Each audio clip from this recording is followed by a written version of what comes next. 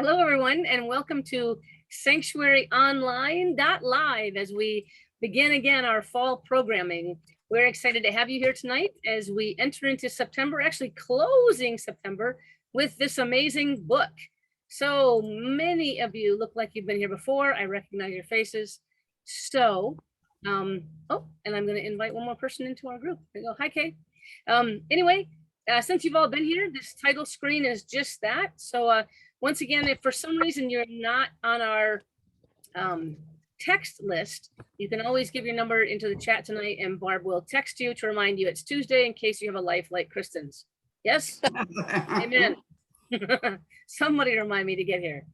And I want to tell you, if those of you who weren't here last week when we began our programming, we just had a wonderful summer with talking to artists. Edie and Jason and Shelly and Amy and Pat and Hamila. We had a wonderful summer of reading books and talking to artists. So kind of a chill summer calendar. And we are headed now into the fall. Oops, look at this. 1, 2, count them, 3, 4, 5, 6, 7, 8, 13 books. Y'all are amazing. Look at that. Good job, Kristin. I made your hands go messy. So, yeah, tonight we are here to have that great conversation around Firefly Lane, a book that at least I know Cheryl really enjoyed. So this was our going away. And then this summer we did Broken Horses, right? This Tender Land and Out on a Limb were our summer choices. Tonight is Firefly Lane. And yeah, last week we did What Did You Do This Summer? We had so much fun. And this is what's coming up in October. We've been advertising quite a bit about this. We're really hoping to get the numbers back up to 30 and 40 and 50. So please know that during this next 3-part series, you can invite a friend. It's not about, well, it is about, it's about human sexuality in the Bible. And in the first week, October 5th, I'll be kind of interviewing Ken to find out where this passion, this scholarly passion came from in him. It's something he's almost dedicated his life to. Week 2, October 12th, will be Human Sexuality in the Bible, Part 2, kind of the primary teach night. And then on the third week, on October 19th, we're going to be taking Q&A and having more of a, like a community conversation about the concept. And then we'll be obviously reading out the October book, which you all will choose later tonight. In case you missed it, I have a few little great pictures from last week. We've got Darlene and Carly. We're having some great shots for us, Darcel and Cindy. Bud and Dell went to Montana and gave us some phenomenal pictures like that. Oops, Jane Ann, oh my God. We saw her house and her neighborhood and all the places she eats wonderful summertime things. It was a great story. Kelly, on the water, you Texan. That's very fun. And then Ken and Tom spent part of the summer, they had the grandkids in, catching, no kidding, catfish that we stocked the pond with at the beginning of COVID, when we were just trying to make sure we could live if we had to eat completely off the grid. That's a catfish that's as big as his granddaughter. You can see the garden doing really well at Sanctuary. Then the rest of the summer they spent up at New York at Tom's family farm. So here's a picture of people, and then they turned into cows. So it was terrible.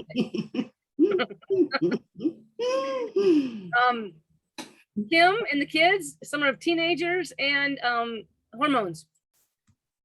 And Edie and Manny traveled the entire freaking summer. I mean, my goodness, it was hilarious. I think we saw them how many times, Cheryl, up here in Northern Michigan. So we had a great time. Kristin, up in the mountains, down under the sea. Great traveler. You're a great traveler, Kristin. And then, oh, Barb, help me out here. Bug on it. Mary Beth Alstor. And Jen, right? Yeah. They did camping, they did watering, they did equestrian. They had some great pictures for us as well. And then Cheryl and I spent our time golfing, drinking. And drinking. Well, it's kind of goes hand in hand with golfing, Kelly. And then also, we spent the summer. I spent the summer with this beauty, little Bader, who's asleep behind me right now, doing things. So Alice is here, and that's it. So you guys can take over, Cheryl, and enjoy your conversation about Firefly Lane. All yours, hon. Yay, thank you. Yay. Welcome, Eric. Welcome, Alice. Good to see you. Kay. Yay. Kay's eating too. See, Kelly, you're allowed. Oh, good. Alice. Hi. Alice, yay, welcome. Yay. I'm eating my dinner still. That's what she's saying to me. Can you hear us, Alice? I don't think she can hear us. Doesn't look A like it little? yet. Yeah, Oh, she nodded. There. nodded. Yeah. All right, good. Welcome, Alice. That's the first time we've seen you here. Okay. Glad you could join us. Can you hear me? Yes, So, there. Now we can hear you. Good. All right. Well, Firefly Lane. So everybody read it. Did you read it, Eric? I got part of it. I haven't read it all. Okay. All right. Cool. And Kay? Yep. And Alice, I heard you read it. Yeah. And I did. Becky watched it on Netflix, so that's good. I would have rather watched it on Netflix. That sounds like fun. I've seen it on Netflix too. So Oh, you have? Okay, there you it's go. good. It's worth it. Worth it to read too. I'd like to see who plays what roles. That would be fun. yeah, that seems interesting. Yeah, yeah. So let's just jump right in there and ask a very good question. What about the primary characters, Kate and Tully? Either one of them you can talk about. Do you find most endearing? What about them? First, remind me who's who. What? It was a long time ago. Kate. Kate Someone lived remind her. there. Tully moved there, right? Yeah, Kate was the one with the established family. Yes, Yeah. there you go. That's a good way to say it, Kristin. So what do you think? What did you find most endearing about them? Or either one of them? You can talk about either one. Tully's generosity, I think. Tully's? Mm-hmm. And Kate's nurturing Okay. to me. Tully's generosity. What? Say more about that. She was always willing to give whatever she had. I mean, once she got rich and everything, Oh, that's true. she didn't really have anything to give before that, hardly even love. Yeah. Anybody else? Yep, she was I- generous in that way. I think for Tully, like there was this level of knowing herself, both knowing what she wanted when she was young, but then also when she hit middle age, like more self-reflection. Like I don't think she always knew how to express it, which is interesting for me because I had seen it on Netflix like a year ago. So then reading the book and having her inner monologue more in the book, I think that's what drew me to it, because I had a different image of her when I only saw the Netflix show, which it's very similar, but in reading the book, I thought I was most drawn to the fact that she just seemed so self-aware. When she was when she was young, she knew she was popular but lonely. She knew what she wanted. She knew what she would have to give up. She thought about, the sacrifices she made. So I thought that drew me to her as a character. Cool. What about Kate? Does anybody have anything about Kate they found very endearing? The way she always forgave Tully for everything. This is true. She was the one that had to always do that, right? Yeah. Yeah. Anything you found shocking about either one of them? Everything. What does that mean, Kelly? You need to be a little more specific than that. I don't know. I guess the way they lived, I suppose, and her mother basically adopting Tully. I think I would have been jealous. Oh, yeah. If you were Kate, you would have been Mhm. jealous. Yeah. Mhm. Well, she demonstrated that a little bit, didn't she? Kind of, a couple of times. Little, but she didn't take action on it. She felt it. No, yeah, yeah. Do you think you'd be able to be a close, intimate friend of either one of them? I think so. I think if it starts when you're 12 years old, before you have all of the judgmental muscles of an older person, something gets totally locked in between the two of you. And I think it takes more than the outside world to dislodge that loyalty. And as we saw in the book, it took something greater than the two of them to ultimately dislodge that. So I think so. I think And so. I bring think, it back again. yes, yes. Yeah, that was very courageous of both of them, but it went back to the root of it. They both remembered when we were on our bikes in the dark, leaning on the rock, Mhm. more than they put stock in the thing that had broken the bond. Mm. Yeah. That's cool. Anybody else? Could you be an intimate friend? I don't Which- think I could relate to Tully. No? Mm-mm. But I don't know. See, I think Kate related to Tully because Tully was coloring outside the box. Right. Whereas Kate and her mother and probably the 5 generations of women before the two of them colored inside the box. Mhm. And there was an element of excitement and adventure when Tully showed up in Kate's life that she probably wouldn't have had otherwise. Well, and she was lonely and needed a friend. And she seemed so sophisticated or something. Well, they both were. Yeah. Yeah. I think it is But like they were you both said that- very lonely. I think that was key, that they met when they met, and that they met at a time when they realized they were both lonely. I Right. agree with that. Because if they'd met when they were in their 20s or 30s or 40s, they were on such different paths already. So I was like, could I be friends with somebody like that? I don't think I could meet either of those people today Right. and form an intimacy. They're both such extremes, like one end of the spectrum or the other. Hmm. Yeah, But yeah, I guess I was wondering about it. yeah. Yeah. I mean, in that vein, do you, in your experience kind of thing, do you think relationships are kind of set in the beginning, or, you know, how are the changes made as we grow? I mean, any relationships, not just theirs.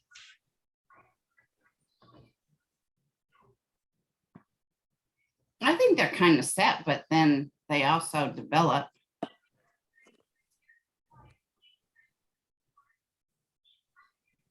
They develop as you age and you change jobs, you change boyfriends, you change everything about your life. Your relationship has to grow or it has to go away. Mhm. I Just think that- based on outside circumstances, you think, Alice?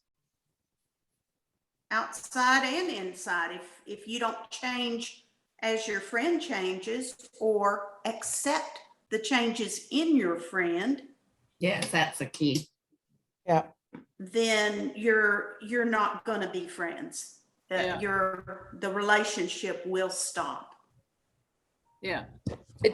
I think there's something to be said for like shared experiences that border on tragedy. And I mean, they did have some like literal tragedy in, you know, like what happened to Johnny and being there for that, and just calling each other on like their worst days and then, but also their best days, like those shared experiences that, you know, when 10, 15, 20, Cool. 25 years go by and it's always the same person you Yeah. call.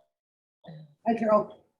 Hi, listen, I tried calling you a minute ago, but, Oh. it went to voicemail. Hey, Cynthia, can you Cynthia, go on mute? Yeah, I don't know. I think she turned off her video. There she goes. I got her on mute. There you go. Okay, thanks. You're welcome. Well, I guess I agree with the element of the evolving human. Because we all start off wherever we all start off, and we meet people in our youth, public school, high school, college, wherever you are. And my experience has been that you grow away when life situations present. But then if the relationship, if the friendship, if the bond is strong enough, then you remember, again, it's the same as I said before, you remember what it was when it was. Yeah. And it will bring you back unless there's something about the other personality that is against your ethics or your fundamental self. Yeah, or your values or something, I guess. yeah. Huh? Yeah. So I think we evolve and we go away and we come back. You know, I've got a group of maybe 3 or 4 lifetime friends. And if I was to map those relationships out, I would see the ebbing and the, you know, the evolving of on both sides. But the good news is we came back. Cool. That's awesome. Yeah, some people have these friendships that they've maintained for years and years and years and years. And I mean, sometimes even if you don't see anybody for a long time, you still have that relationship, right? Yep. You can always come back to it and just start right where you left off, you know? So yeah, that's pretty cool. Well, with Tully, she felt pretty abandoned, right? By both her mother and her father. And so how does that relationship with her mother, pretty troubled, how did that lead to the decisions she made in her life? The big one for me was when her mother said, "Don't ever say you're sorry." Because she was just a young child when she said that to her, and that ingrained in her, I think, the biggest thing that was in her way throughout her entire adulthood. Wow, I didn't even think of that. Yeah, and you're right. There's another scene where she's trying to make up for something by bringing Katie tea. I can't remember what she was apologizing for, and Katie says, "I would rather have the words, but I'll never get them from her." Yeah. Oh my gosh, And it's that's so right. I why. didn't think And about that was why. Yeah. Yeah. I didn't think about that, but I think that is part of like that tough persona that she put on, because it's I think she thought she couldn't be abandoned again if she never got close to anybody. Right. So she kept everybody at arm's length. She kept her relationships. She said she was trying to keep all her relationships casual. And then she, you know, catch herself unawares when it became meaningful. Yeah, she even talked about that, right? That she didn't, you know, they said, "You'll know if it's love." And she said, "I'm not sure that's true." Yeah. Right? You know, it's easy for you, maybe, or something, but yeah, she didn't even seem to recognize it, right, with Chad, right? Why is that? It was gone. What? Until it was too late. Until it was too late. Yeah. Yeah. She So didn't how- have trust for anybody, Yeah, she doesn't. so she didn't trust what people said or even what their behaviors were. What was the one thing she needed, Becky, that was the only thing that she relied on for that? How did she Well- determine that trust?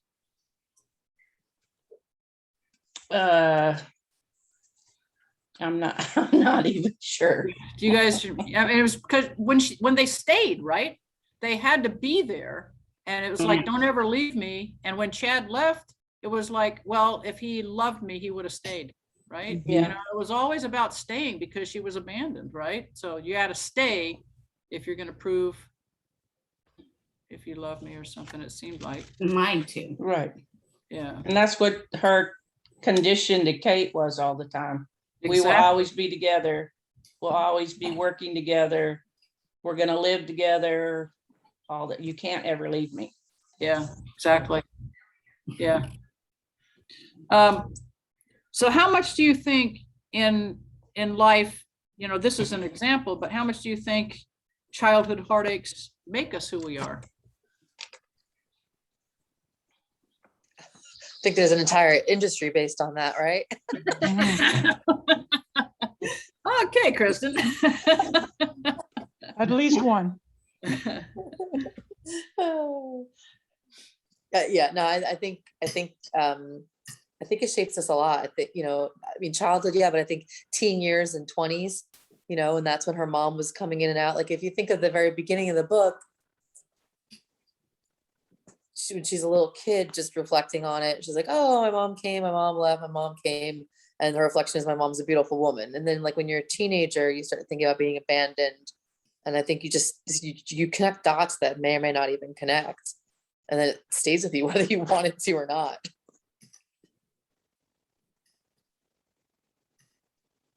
Any experiences you're aware of with, you know, other people that you think, you know, that was a you know, a real tragic childhood and what they made of it or how that impacted them?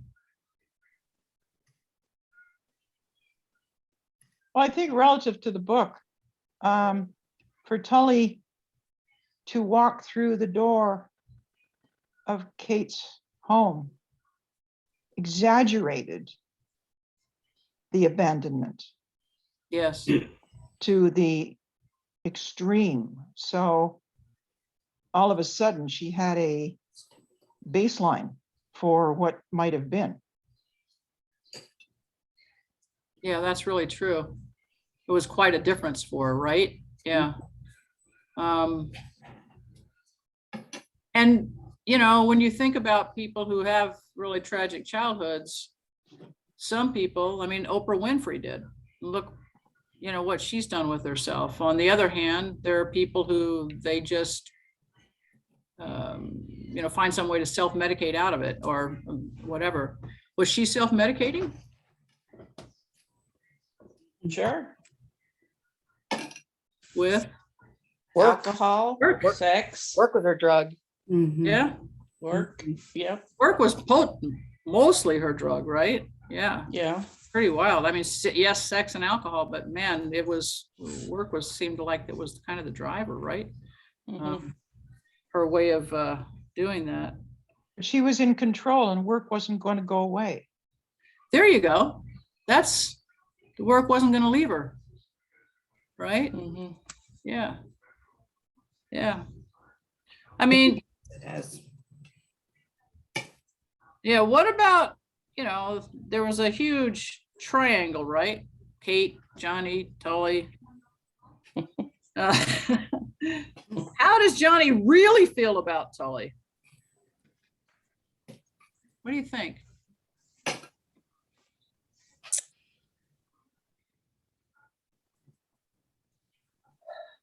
I think he loved both of them. Yeah. Yeah. I think he was a little mesmerized by her in the earlier years. It's like almost like who wouldn't be? It was always reassuring to me, like when something happened to him and Kate later on, and you know, he bought her a present or he thanked her or he planned an outing, like that he really did love her, because there was this looming like second choice that he only was only with her because he made some decision to grow up. But they built a life together, like they built a real life together. But Tully was always there to remind him of a different life he could have taken. So I think it wasn't just the choice between two women for him, it was a choice between two very different lifestyles. And I think that's what he would, every time Tully would blow into town or even, see her on TV. It was, I would think it would be a reminder for him of a choice that he made about himself. And when she drew him back into that life. Yeah, because he always missed it, right? Mm-hmm. I mean, even he, had like his own near-death experience and settled again for a while. But I felt like that when she did, after a little while with her, is when he knew he didn't love her, that he loved Kate.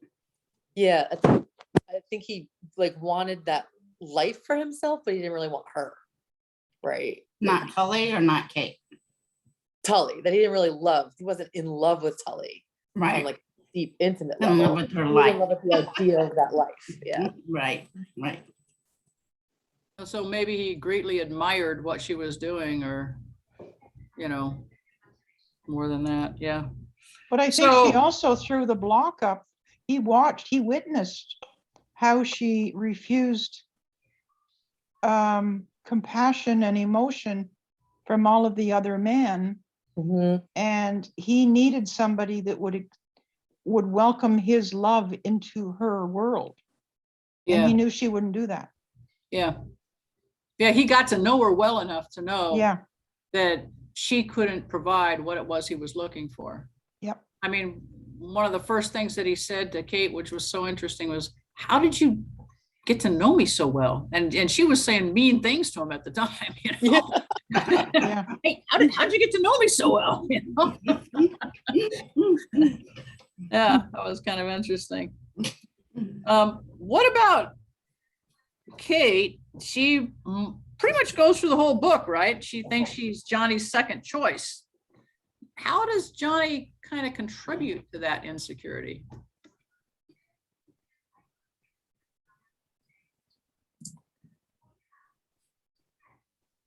He never tells her anything until the very end. But he shows her a lot, Kelly.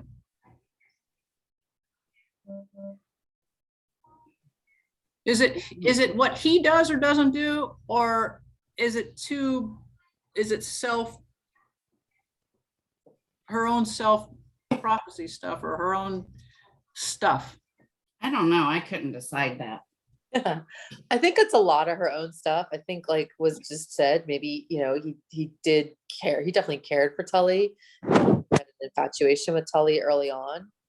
But I mean, wasn't there a scene like, was it at Katie and Johnny's own wedding that he said she looked up and saw him watching Tully? Yeah. Something like that just grabs all the energy in the room. Yeah. I think they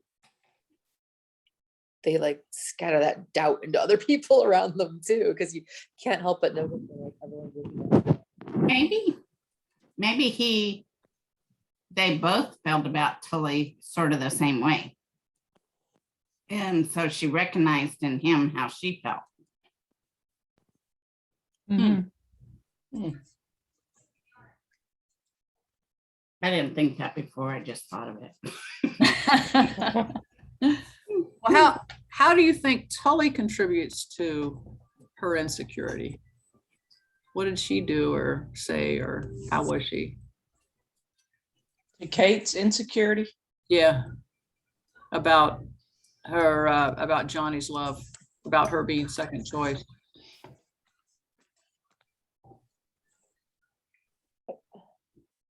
I think she liked it. like tension, right? Like, She liked what? That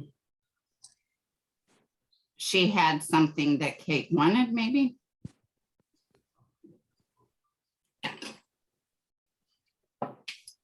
It's sort of like she did with her mother too. I think Tully didn't have a filter in terms of what she spoke either. She never sort of got past that abandonment 12-year-old when it came to trying to I see. withhold her own No. worth. No. So you're saying that maybe her emotional intelligence factor wasn't all that high. Right. Yeah. As far as especially socially. Yes. Okay. Did you think of anything specific that she did? I can't think of anything specific. I can just, but can you guys? She did. In I terms thought, of I thought there were a number of times where she was overtly physical with Johnny. She thought she was just being a good buddy, but with Kate's insecurities, she would see that differently. Yeah, there you go. And if She Tully, might not have been doing it on purpose, you're saying, but yeah. yeah, But she wasn't she wasn't sensitive. So, yeah, it wasn't intuitive enough to in advance think I shouldn't do that because Kate feels this. Yeah. What were you going to say, Kristin? Well, I was just thinking too, more not specifically with Johnny, but just like sowing the seeds of doubt in general. She was also jealous of the way Kate was jealous of the way her daughter worshipped Tully. Yeah. The cool Yeah. aunt whose celebrity status and rolls up in a limo and all of these things. And that's just not something, that Kate was like sleepless nights to do everything for her daughter. And then Tully could roll up in a limo and throw a big party, and I think that was pink tough. limo. But I think it was tough because it was Tully, I think, was seeking something there too. Like, I don't feel like I don't think her motivation was to show off. I think her motivation was she needed that so that, that her goddaughter basically would hug her and love her and show her affection. But again, I think it was often then, I think everyone tiptoed around Tully. Like Kate was the one who was more often broken, but the one who would like bite her tongue and be like, well, I have to be understanding of Tully. I think you're right. And I think that Tully secretly, as she got older, regretted some of her life choices and would have loved to have had a family. And then she sees this young girl, but she also has her mother speaking it to her in her other ear. Her mother's saying, go do anything you want, just grab the world by the ass and shake it as hard as you can and give the child everything she wants. Whereas the real mom is saying, that's not how it works. So, and that's what drew the daughter over to Tully's side, because Tully gives me everything I want. Right. Does that happen in real life? Oh.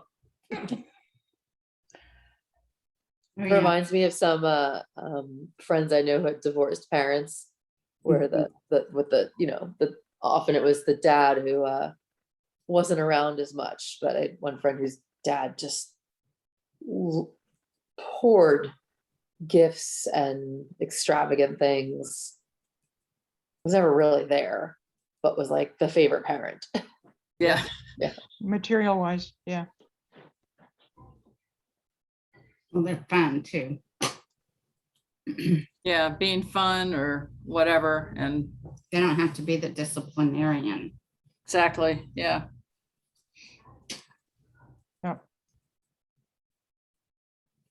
Kay or Eric, do you have anything you want to jump in there with?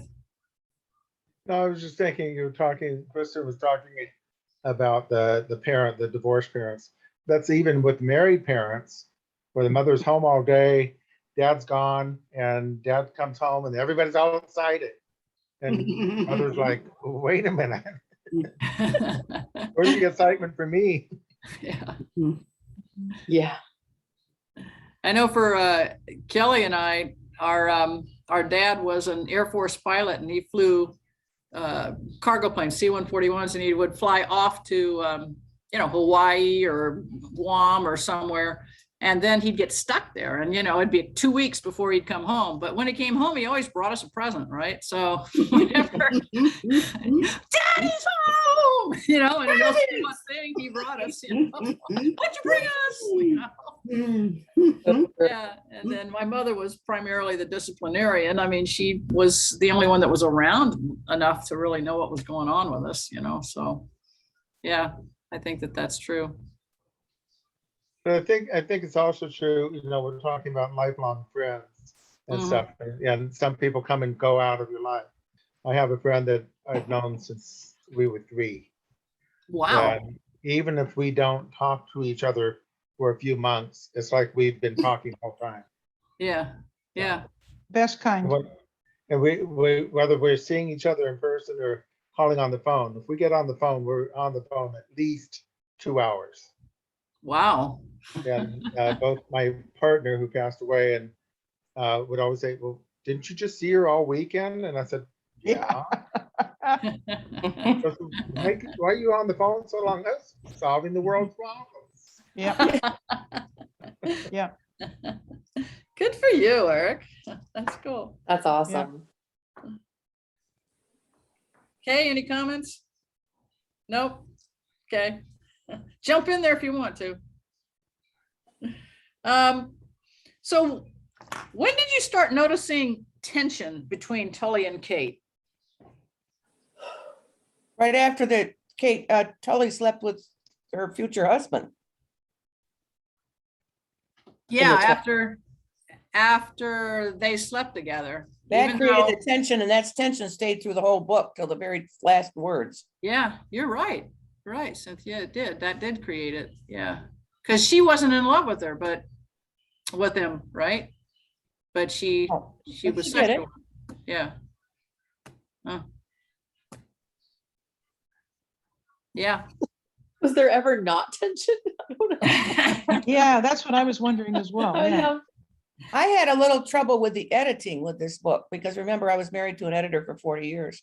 I remember going to that, remember that airplane book about, or that movie about the psychologist. It was set in Chicago where he saves the young fellow who he talks to him about, he should have let go of the boat in the emergency. I can't remember the name of the movie, but Darlene leaned over to me in the middle of the movie and said, does TWA fly between Dallas and Chicago? I said, no. She said, see, that's poor editing. So what about this book was that they always had that mother. Now, this was a strict religious Christian woman, you know, of a certain era, portrayed, and they always had her smoking. Now, no fundamentalist woman that I know would be a smoker like that. I thought that was poor editing. There was a couple other incidences where they kind of reversed some cities and stuff, so I just Cynthia, you must have a ball with movies about aliens. yeah, right. Cynthia, I want you so badly to watch the Netflix show and tell me what you think about it. And I'm going to tell you why from an editing perspective. And I forgot who said they watched it on Netflix. What The- is Becky did. Becky the did. TV show portrays it in they're already adults and then flashbacks, Oh, okay. and the book goes from beginning to end. So because Mhm. I already watched the Netflix show like last year, I knew what a lot of the key points were was to going to come. be, and Yeah, it was a very different yeah. build up in the books because in the TV show, which it's a series, right? It's not a movie. It's a whole season. What's it called? It's the same exact title. It's Okay. on I think it's on Firefly Amazon. Lane. right? Yeah. Okay. It's on Amazon, and it's actually got the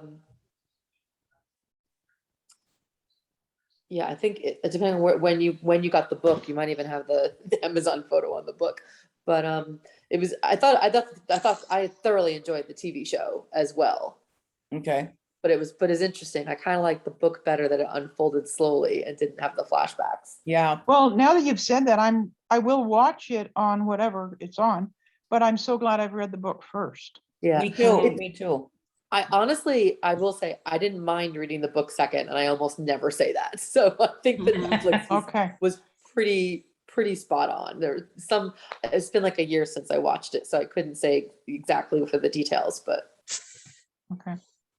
It was a little confusing to have it jump back and forth. Yeah. See, Becky and I gotta get the book. I liked it. And Yeah. I would like to read the book. Yeah, you should, Beck. It's good. It's really Yeah. worth it. Yeah, yeah. Now I have to say that this is the first time I've read a book that touched me as much as this one did. And the author warned me that that's going to happen. So if you want to read my book, go ahead, but be ready. And I got to the point where I couldn't read the last 50 pages at night. I Oh. had to do it in the middle of the day so that the residual impact would pass before I went to bed at night. Uh-huh. So I think that's a tribute to the book. Yeah, that's interesting, Glenda, because I was reading it at night and I felt that. I mean, it stayed with me all night, it seemed like, or it seemed like it impacted my sleep, or even Yeah. when I woke up, I was still there Yeah. or something. So I Mm. never thought of that. I never, analyzed it and said that, but, it did impact me a lot, during sleep. Hmm. Interesting. Yeah. Mhm. So what about the role of music? I mean, music's like a big thing in this story, right? I mean, they're always playing their songs, from their years and stuff. And, I don't know if any of you grew up during those periods of time or not, Abba and whatever else they were, playing stuff. But, what musical memories do you have of your teen years? What did it bring up for you, or of your 20s, Oh, music was huge for myself and one of my dear friends. I mean, there are pieces of music that every time I hear it, she's like right in front of me. Yeah, yeah. And we'll be doing an email back and forth, and we'll pick a couple or three words out of a line out of a song and just kind of toss it in there. And Give us a song. Come on. it's great fun. Well, anything that Roy Orbison did, Oh, anything that he did would be in that category. So that whole era of Pretty Woman. I mean, Oh yeah. Okay. my friend was absolutely beautiful, and I was like the tomboy up the tree, and I probably loved her, but I didn't know it then because they didn't know me then. And that kind of stuff. It was, and it still does. If I've got the radio on the 50s channel when I'm driving across to Arizona in November, and all of a sudden they throw something like that, I'm singing the top of my lungs, and she's right in the car with me. It's great fun. I love it. Yeah, it is. It's great fun to go back to those, isn't it? And you know all the words, Oh yeah. Oh yeah. What about you guys? Give me a song. What's the well, I big song? remember when I was a senior at Michigan, and my friend would call me, or I'd call her. We both had cars for a little while. Anyway, we would play Petula Clark's Downtown, Yeah. and that meant it was time to go downtown to the gay bar. Okay. Yep. Oh, that's hilarious. Yep.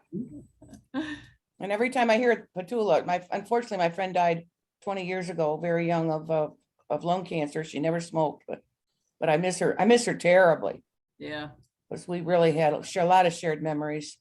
yeah, yeah. Kristin, you're smiling. Come on. I was just laughing because maybe like a month ago or something, I started listening more in the car. I turned the radio to the 90s on 9 station, which I guess the 90s are now oldies, God help me.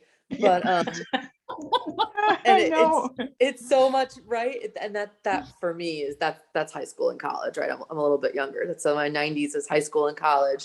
And I was just Friday night with my cousin's wedding. She is oh God, she's like 31 or 32. She had this great band playing, and they played so much 90s, and all the kids were like on the dance floor singing. They knew like the lyrics, and then they're like surprised that I know the lyrics. And I'm like, this is my song, kids, but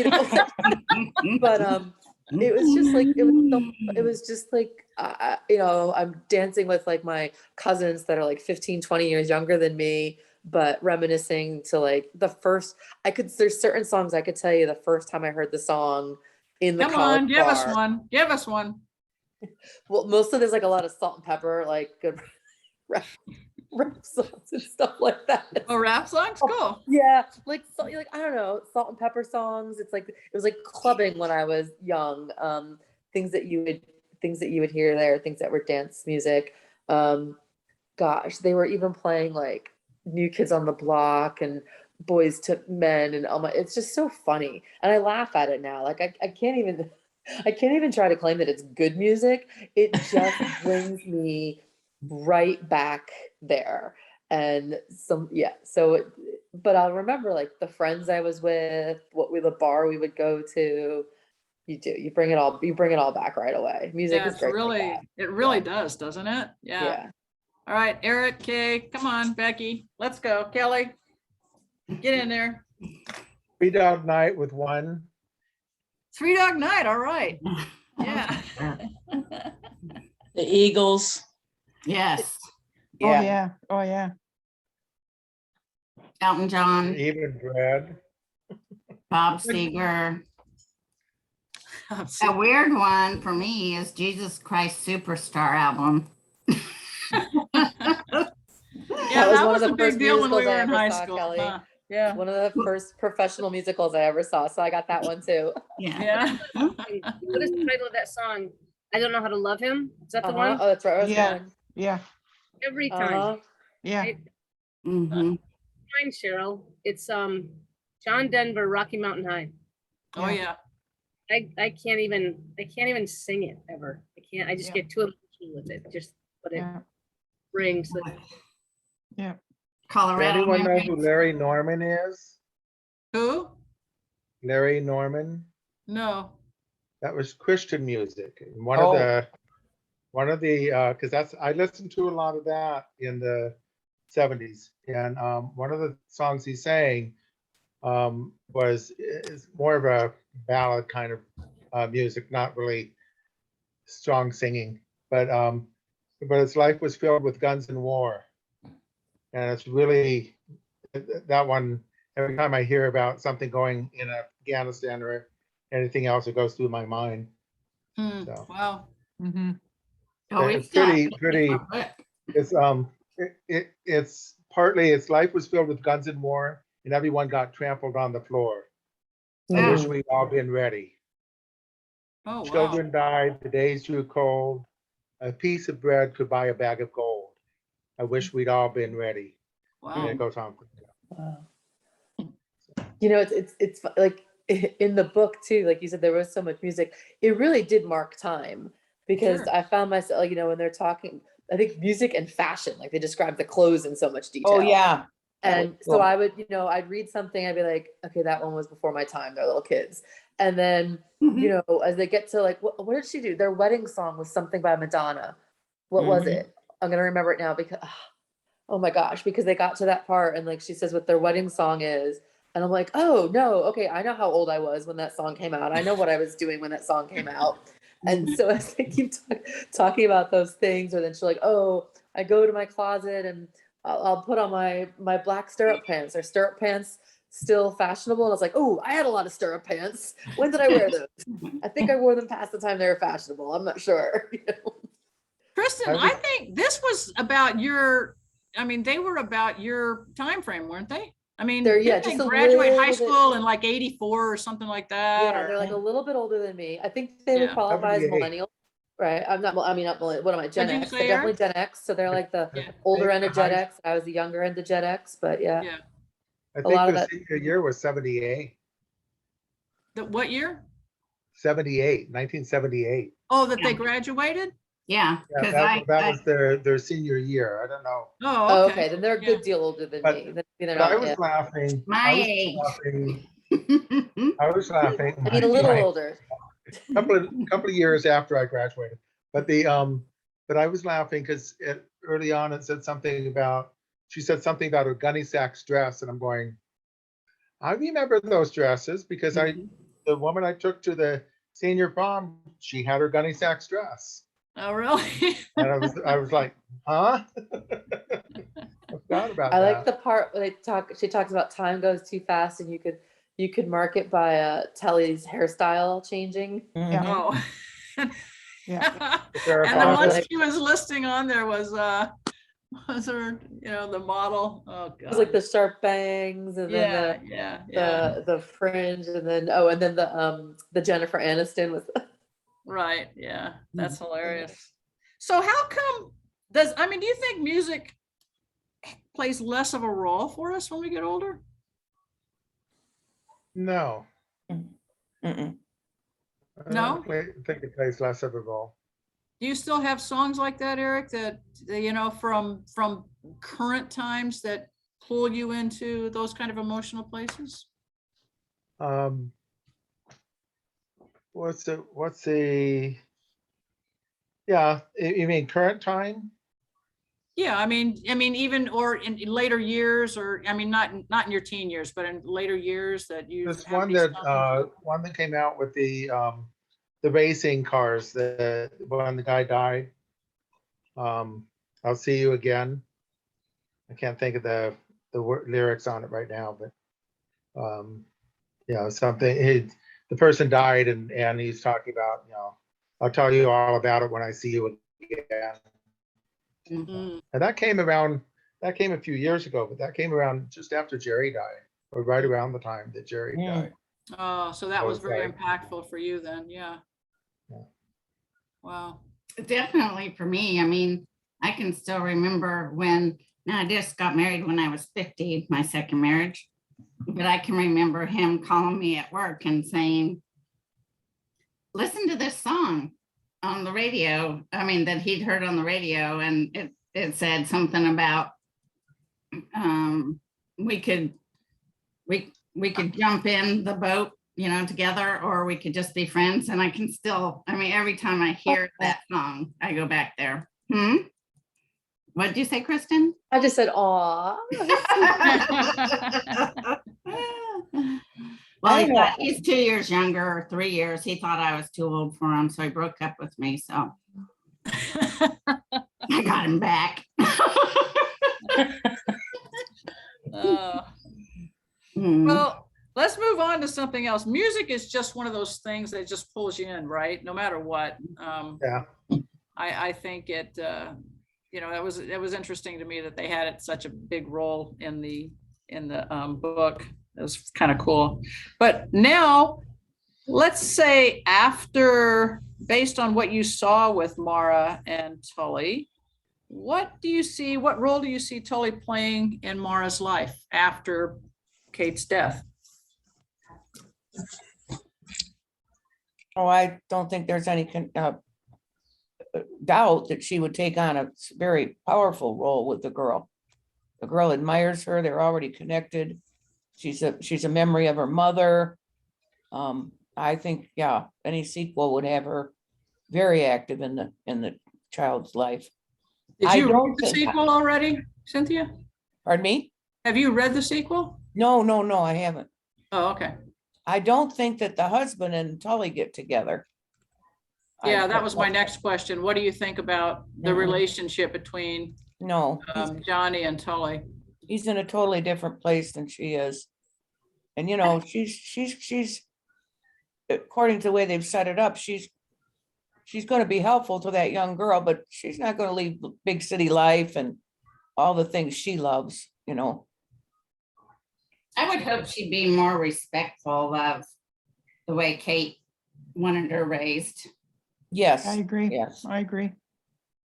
I feel Because like, go ahead. I'm just going to say there was a moment where Kate set her straight, where it came to the daughter. Yep.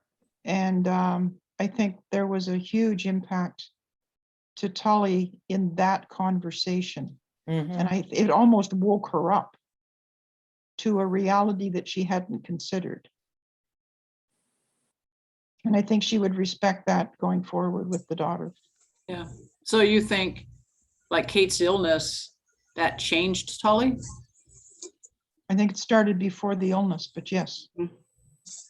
Yeah, I think she was finally realizing. Isn't the that damage. the time that she couldn't she was waiting for Tully to apologize, and she knew Tully wouldn't, but she wouldn't either. Wasn't it after that conversation? Might Mhm. have been. I think too, just as daughters get older, and many of us, you know, being daughters, you respect your mom more. You respect the things your mom did.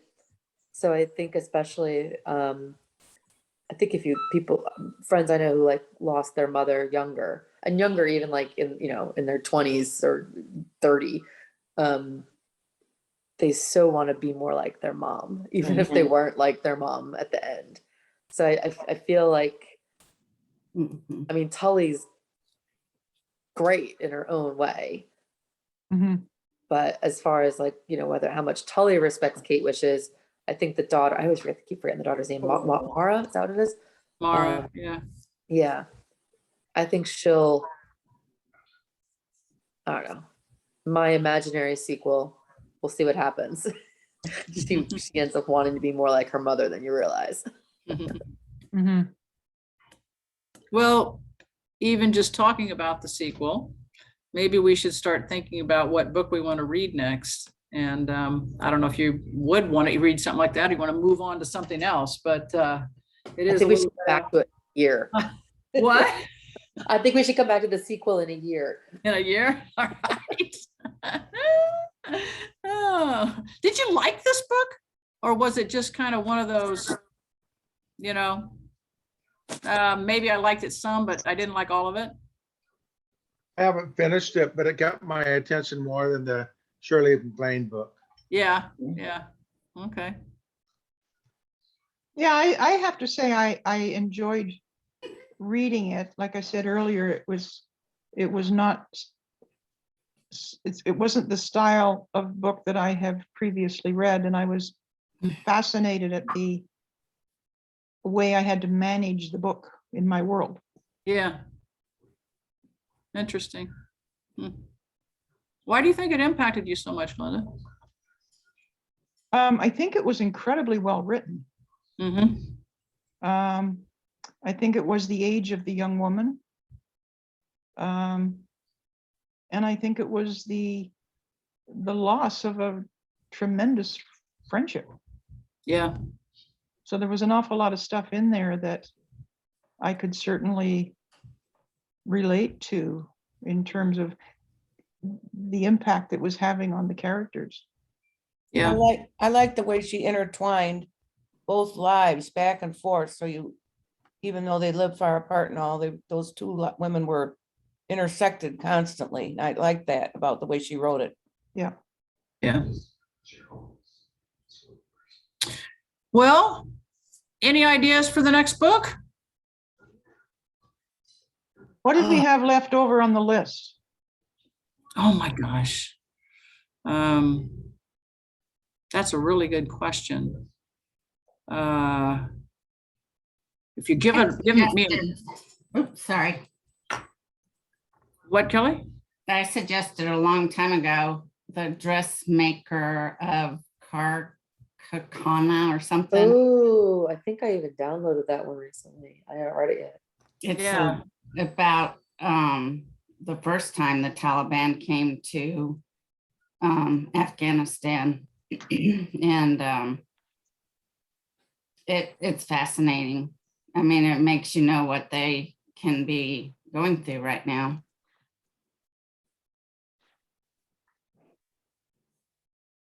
It's Yeah, a very good book. Well, that would be an interesting one. Anybody else? I'll go see what we have on the list.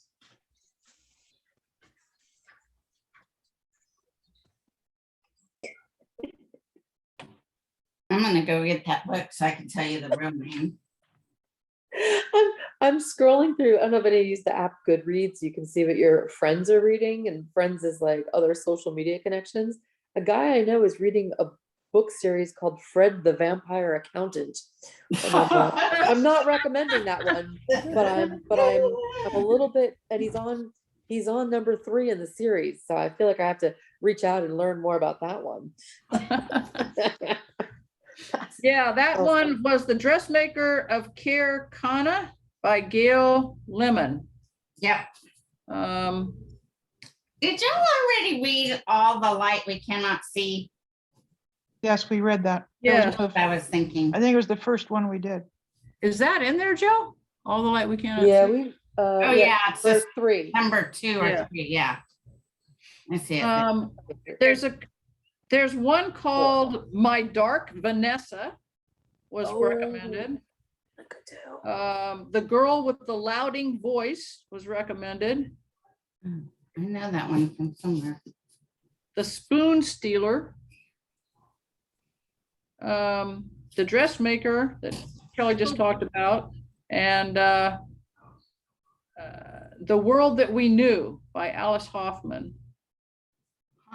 So those are the ones that were still on the list. There's another one, Learning to Walk in the Dark by Barbara Brown Taylor, which is a nonfiction book. So those are some of the ones that we had on our list. Those aren't necessarily what we have to go for next, but.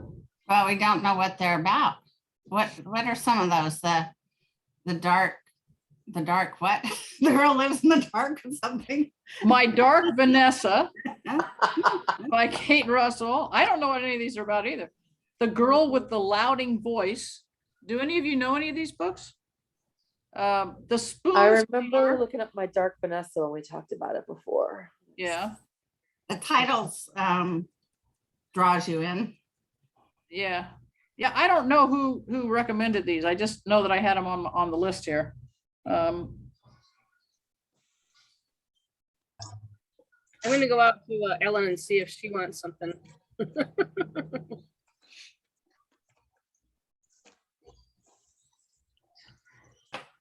I mean, I might be interested in reading the one you're talking about, Kelly, just because of what's going on, The Dressmaker of Karakana. Might be kind of interesting. It would be probably a little heavier book. Do you think, Kelly? Yeah, it is. But it is it's not really sad. It's like uplifting.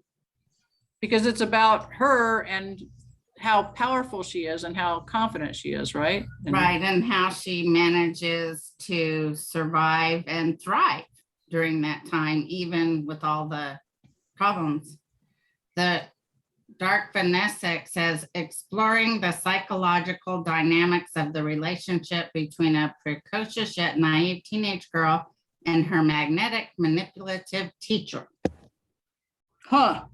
Yeah, blah, blah, blah, blah, blah, blah, blah, blah, sexual, blah, blah, blah, blah, Oh, really?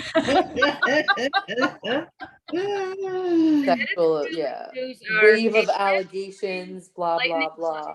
Oh, it is. It is. pure inspiration, gives voice to many of our world's unsung heroines. Against all odds, these young women create hope and community, and they never gave up. This book is guaranteed to move you and show you a side of Afghanistan few ever see. Angelina Jolie. I Yeah. like that. Is that the Dressmaker one? Yep. Huh. Yeah. What do you guys I was think? Want to reading. try that one? Yeah, let's try that one. And Okay. important. A courageous Afghan woman and her sister's success as unlikely entrepreneurs in this inspiring true story. That's from Yeah. Oprah. Was it I an don't I Oprah don't know book? where I picked All right, it let's up. read that one. The the Dressmaker au- of Karakana by Gail Lemon. Can you give me some spelling, Cheryl? K-H-A-I-R, K-A-H-I-R. no, K-H-A-I-R. And then K-H-A-N-A. Yeah, you got that. Yeah, and it's by Gail, G-A-Y-L-E, Lemon with 2 M's. You skipped her middle name there, Cheryl. Oh, middle, I just put T, Gail T. Lemon. I was so impressed with your pronunciation of Karakana. I wanted to hear you do Zemak. I don't know.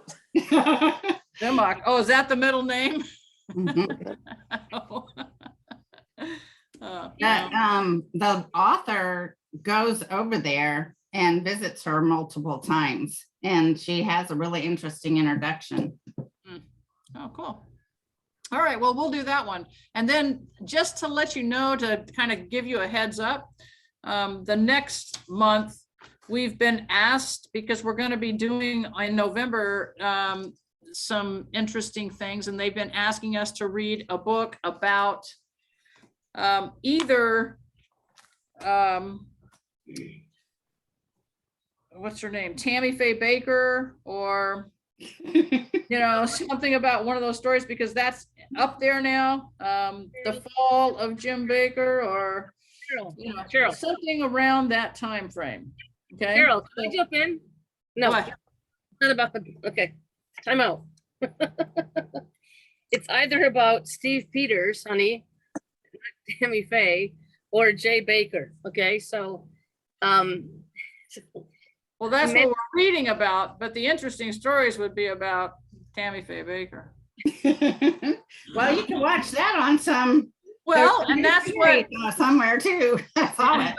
Listen, we'll read whatever you want, but Cheryl's leading the discussion, so.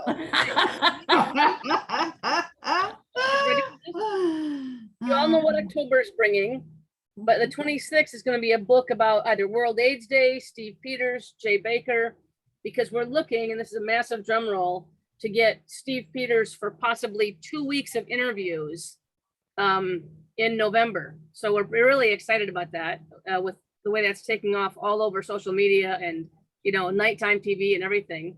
Yeah, but his story is the eyes of Tammy Faye. So, Honey, it's a movie. He's becoming ridiculously famous without Tammy Faye. Okay. don't we want to read the book about what he's getting famous about? Well, and don't we have to read that this time if he's coming October 26th? No, he's coming in In November. November. And Oh, so in we'll- November. So we were going to pick out something. So I'm just saying at the end of October, when we finish this book, we're I supposed to love pick Tammy out something Faye. like that. I think that'd be fascinating to see what the hell happened. Excuse November me. 2nd, Barb is going to be doing a class on Giving Tuesday and how to help your nonprofit have a great Giving Tuesday. Then the 9th and the 16th, we're hoping for interviews with Jimmy Kimmel, not Jimmy Kimmel, That would be wild. Jimmy Kimmel. So it's actually him and the actress who played Tammy Faye. Those two are doing tours all over the place. And then Jessica Chastain, yeah. And then we're switching. The 30th of November would normally be book club night, but because that is the beginning of Hanukkah and the winter solstice and is the first week of Advent, we're moving the book club up to the 23rd, so the weekend of Thanksgiving. And then we're actually going to start an entire, very cool international cultural ritual Advent series on that last week of November. So there's a whole sneak peek into the fall programming, you lucky people. There I you should have, go. I totally should have stopped recording. So, just be thinking about how we can bring Jim Peters and, Tammy Faye into the picture here. Jim Baker. Okay, now I have to affect the recording because it's Steve Peters. And Steve Peters. Completely off the rails, off the rails. rails. All right, I'm gonna, okay.